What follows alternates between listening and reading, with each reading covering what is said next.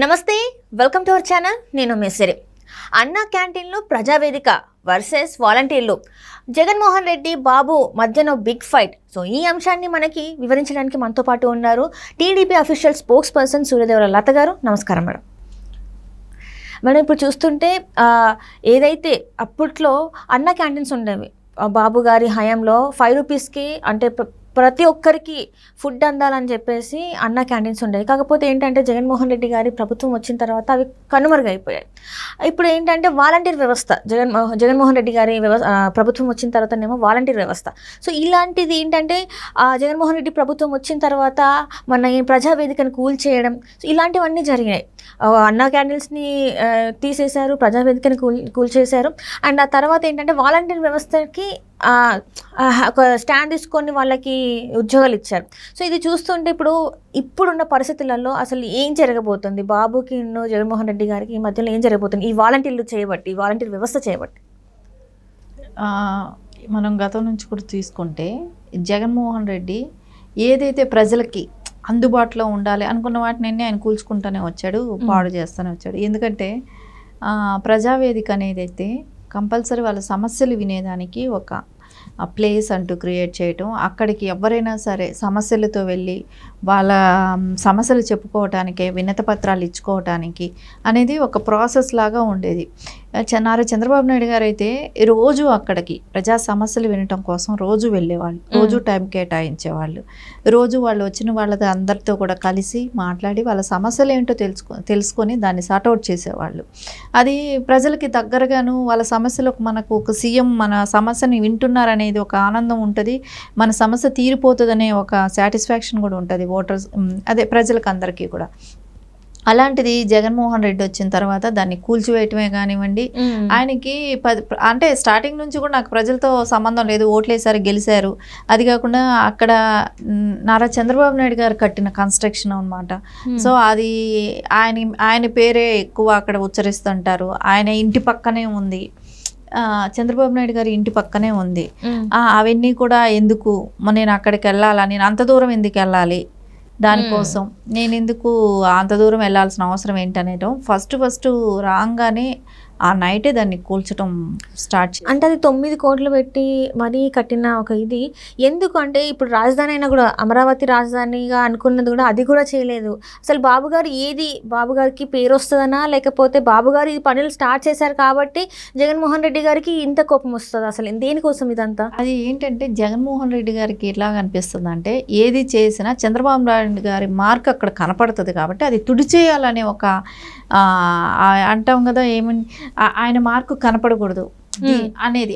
ఈయన ఏమి చేయడు, చేసిన వాళ్ళవి ఉంచడు అనేది మనకు పక్కగా ఇప్పుడు కనపడింది కూడా కాదు. ప్రజావేదికతే కానివ్వండి, ఇంకోటి అన్నా క్యాంటీన్లే కానివ్వండి. అన్నా క్యాంటీన్లు అనేది అసలు 5 రూపాయలు భోజనం అనేది ఎంతమంది కడుపులు నింపేది ఒక రోజుకి. ఇప్పుడు టౌన్లోకి పిల్లలు చదువుకోవటానికి వస్తారు, బాక్స్ తెచ్చుకోలేరు, టైం కావదు, కాలేజీలకు వచ్చే పిల్లలే కానివ్వండి, ఏదైనా పని మీద టౌన్కి వచ్చే వాళ్ళే కానివ్వండి, ఆటో వాళ్ళు, వృద్ధులు, ఇలా పొద్దున టిఫినే కానివ్వండి, బ్రేక్ఫాస్ట్ కాడి నుంచి లంచ్ వరకు ఇస్తున్నారు కదా. సో వాళ్ళకి చక్కగా ఆటో వాళ్ళకే కానివ్వండి, ఎంప్లాయీస్కే కానివ్వండి, చిన్న చిన్న ఉద్యోగాలు చేసుకునే వీళ్ళకి అందరికీ కూడా ఇప్పుడు అదేందుకు ఊర్లలో నుంచి ఏదైనా షాపింగ్లకు ఏదో పని మీద వస్తారు, రైతులే కానివ్వండి, ఎవరైనా వస్తారు మార్కెట్కి, రైతులు రావటం కానీ ఎవరైనా వచ్చినా అక్కడ ఒక 5 రూపాయలకి అన్నం దొరుకుతుంది అన్నప్పుడు ఒక 100 రూపాయలు అలా బేర్ చేయటం, 70-80 అయినా మినిమం పడుతుంది, అంత బేర్ చేయటం కష్టం అన్నప్పుడు అన్నా క్యాంటీన్కి వెళ్ళి భోంచేసేవాళ్ళు. అన్నా క్యాంటీన్ అంటే ఎన్టీఆర్ గారి పేరు వస్తుంది. సో నేను ఎందుకు ఉంచాలి, అది నారా చంద్రబాబు నాయుడు గారు పెట్టారు, దాన్ని నేను ఎందుకు కొనసాగించాలి? సో దీనికి తెలుగుదేశంకి మైలేజ్ వస్తుంది అనే ఆలోచనే కానీ అది పేదలకు అందరికీ పట్టెడు అన్నం పెడుతుందనే ఆలోచన ఏమైనా ఉందా? సో అది ఏమీ ఆలోచించలేదు, రాగానే దాన్ని ముయించేశాడు. సో అది ఎంత పేద ప్రజల కడుపు కొట్టిన వాళ్ళు అవుతారే కానీ అలాంటి వాళ్ళు నాయకులు అవుతారా? సో ఉన్నదాన్ని నువ్వేమైనా చేయాలి, చేయలేని వాడివి ఉన్న వాటినైనా కంటిన్యూ చేయగలగాలి. ఎక్కడికెక్కడ ప్రజలకంటూ ఏవి పనికొస్తాయో అవన్నీ తీసేయటమే కానివ్వండి, కూల్చేయటమే కానివ్వండి, వాళ్ళ పేర్లు రాకూడదని ఒక అంటే అంటే అన్నామంటారు కానీ సైకోయిజమే కదా ఇది. ఖచ్చితంగా అలాంటివి చేయటం అనేది ఈ ప్రజలకైతే అనిపిస్తుంది కదా, ఎందుకు ఇట్లాంటి శాడిజం పనులు కానివ్వండి, ఎందుకు ఇట్లాంటివి చేస్తున్నాడు అనిపించటమే అందరికీ అనిపిస్తుందండి. అన్నం అనేది పరబ్రహ్మ స్వరూపం అంటారు. ఆ అన్నం పెట్టే దీన్ని కూడా వాళ్ళు అలా ఇచ్చేయటం అనేది చాలా బాధాకరమైన విషయం. అంటే ఇప్పుడు ఇక్కడ వచ్చేసి వాలంటీర్ వ్యవస్థ అంటే జగన్మోహన్ రెడ్డి గారు వాలంటీర్ల గురించి చాలా అంటే నేను అధికారంలోకి మళ్ళీ వస్తే వాలంటీర్ వ్యవస్థ సైన్ చేస్తా అని చెప్పేసి అన్నారు. ఇక్కడ చంద్రబాబు నాయుడు గారు ఏంటంటే అభివృద్ధి వైపు సైన్ చేస్తా, నేను రాష్ట్ర అభివృద్ధి కోసం నేను పాటుపడతా అని చెప్పేసి తను అంటున్నారు.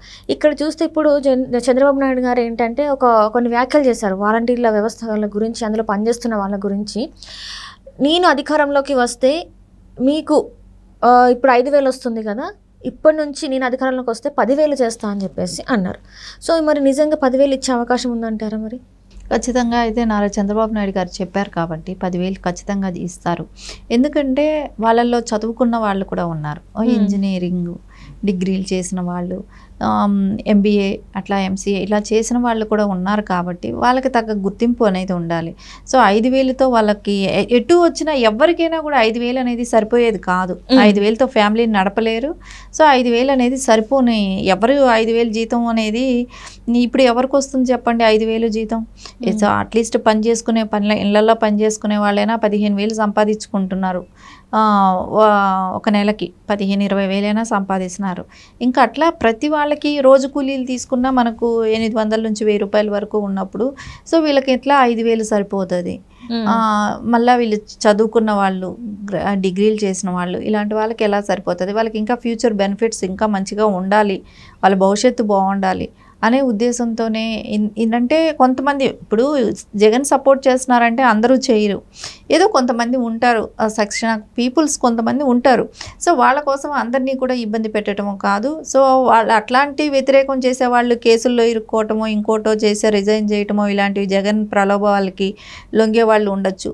అలాంటి వాళ్ళకి వాళ్ళ రాజీనామా చేసిన వాళ్ళకి ఎవరు ఏమీ చేయలేరు. కానీ ఇలా అంటే వాళ్ళకి ఒక బ్రతుకు తెరువు కోసం వాళ్ళు దాన్ని నమ్ముకున్న వాళ్ళే, అట్లాంటి వాళ్ళకైతే ఖచ్చితంగా వాళ్ళకంటూ ఒక ఫ్యూచర్లో మంచి డెవలప్ అనేది అవ్వాలి. సో నారా చంద్రబాబు నాయుడు గారు కూడా ఏమంటున్నారు, ఖచ్చితంగా జాబ్ అనేది క్రియేట్ చేస్తాను, మెగా డిఎస్సి పెడతాను. సో వీళ్ళల్లో అర్హులైన వాళ్ళకందరికీ కూడా ఉద్యోగాలు, సో దీనికన్నా ఎక్కువ సంపాదించుకునే అవకాశం కల్పిస్తానన్నారు. రేపొద్దున ఈ వాలంటీర్లలో ఎంతమందికి అవకాశాలు ఉంటే చదువుకున్న వాళ్ళకందరికీ కూడా ఖచ్చితంగా అవకాశాలు వస్తాయి. సో వాళ్ళకందరికీ కూడా మీకు 5,000 సరిపోదు, 10,000 చేస్తాను అని అన్నారు. ఎందుకంటే వాళ్ళందరి భవిష్యత్తు కూడా, ఇప్పుడు ఒక రాష్ట్ర ముఖ్యమంత్రి అయితే వీళ్ళు నా వాళ్ళు కాదు, వాళ్ళు నా వాళ్ళు అనే డిఫరెన్సెస్ ఉండకూడదు. అక్కడ రాష్ట్ర భవిష్యత్తు, ఇప్పుడు వీళ్ళందరూ డెవలప్ అయ్యారంటే ఆ రాష్ట్రానికి బాగుంటుంది. ఇన్కమ్ సోర్సెసే కానివ్వండి, వాళ్ళకి ఎక్కడెక్కడ సూటబుల్ జాబ్స్లో వాళ్ళని సెట్ చేస్తే కానివ్వండి, వాళ్ళ ఫ్యామిలీస్ బాగుంటాయి, అన్నీ బాగుంటాయి.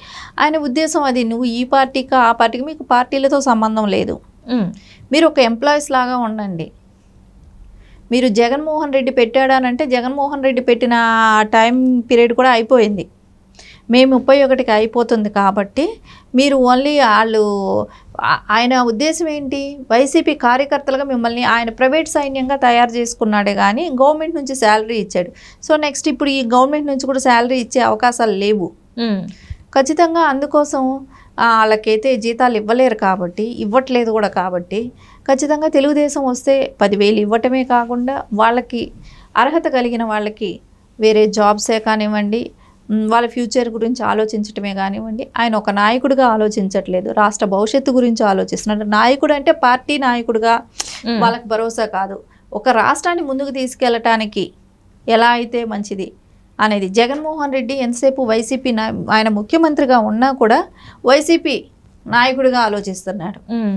చంద్రబాబు నాయుడు గారు అది కాదు, దేశ భవిష్యత్తు గురించి ఆలోచిస్తున్నారు. అందుకే వాళ్ళకి అలాంటి అవకాశాలు కల్పిద్దామని అనుకుంటున్నారు.